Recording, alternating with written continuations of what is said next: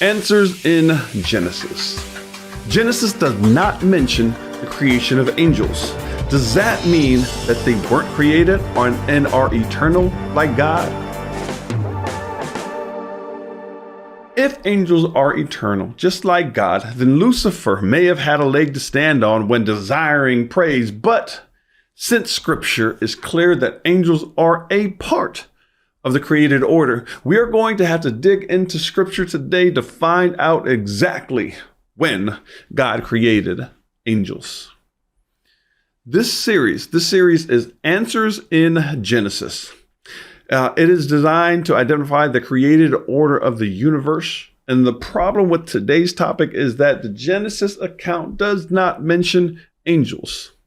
Just because it does not mention angels in Genesis does not mean that it did not take place.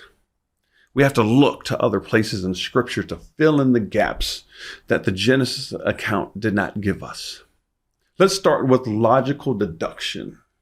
Since angels were created, they would have to be created after the beginning, in the beginning. And also in Genesis chapter 3, we see the first appearance of an angel, Lucifer. So the creation of angels had to happen before Genesis chapter 3.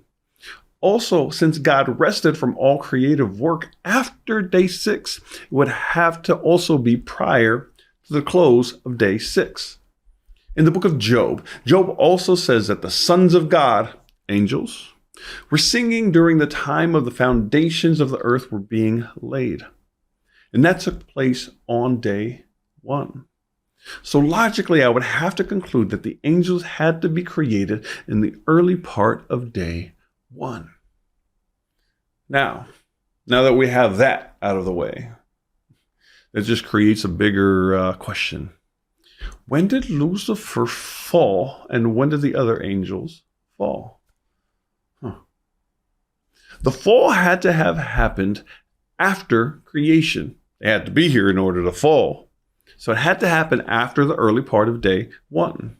In Genesis 3, we see Lucifer in his fallen state.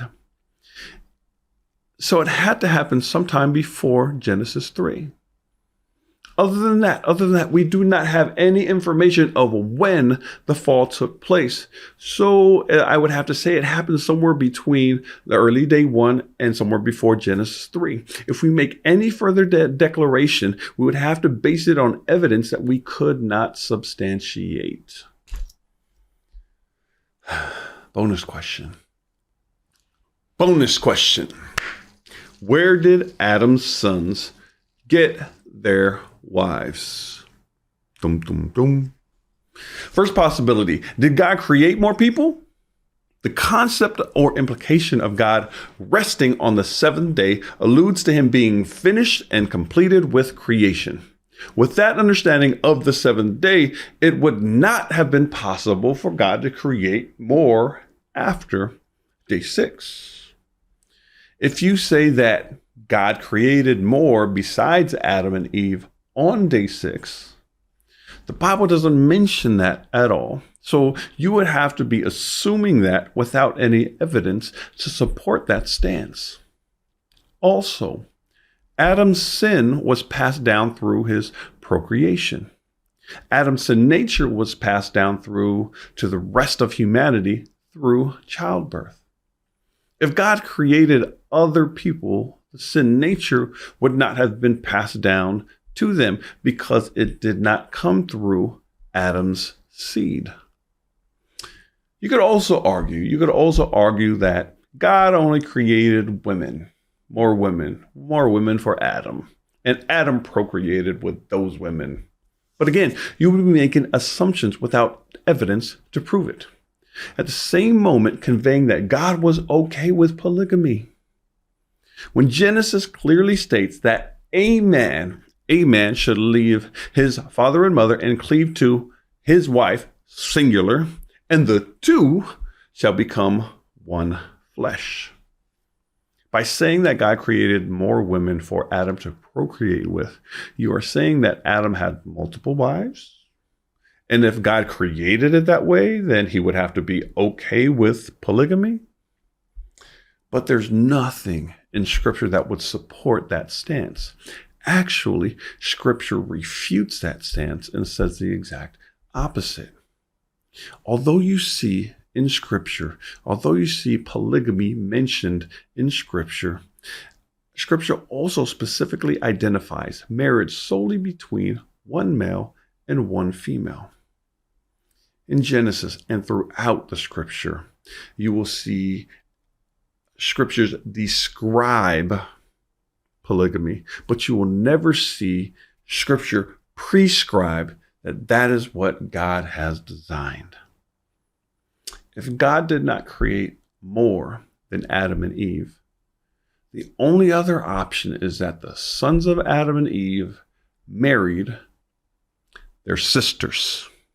Though we may assume that Adam and Eve only had sons because of what is popularly said, we can't ignore Genesis chapter 5, verse 4, when it says that Adam and Eve had sons and daughters.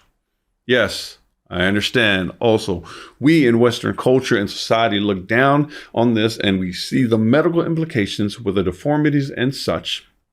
But an interesting fact is that marriage to a close relative was not outlawed in Scripture until Leviticus 18, verse 6. The reason why it was allowed in the beginning was because of its necessity to multiply in the earth. The reason it was outlawed was because of the mutations in the DNA. Mutations, which are like copying errors in the genetic instructions for building and maintaining living things. That is the problem. That is what is at fault for this. You will carry similar mutations in your DNA as your close relatives. The closer the relative, the more similar the mutations are that you carry. And if you procreate with those with the same mutations, you will carry it and multiply those mutations, which cause more defects within the offspring. But because those who are not close relationship to you don't carry the same mutations, those mutations will not be magnified. I know, it's a hard pill to swallow. At one point in time, God was okay with close relational marriages. But now it is clear that God is against it.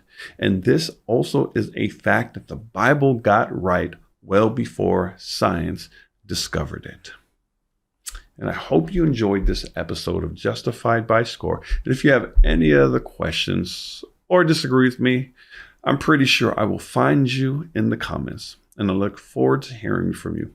Until next time, Lord willing, of course, peace and grace.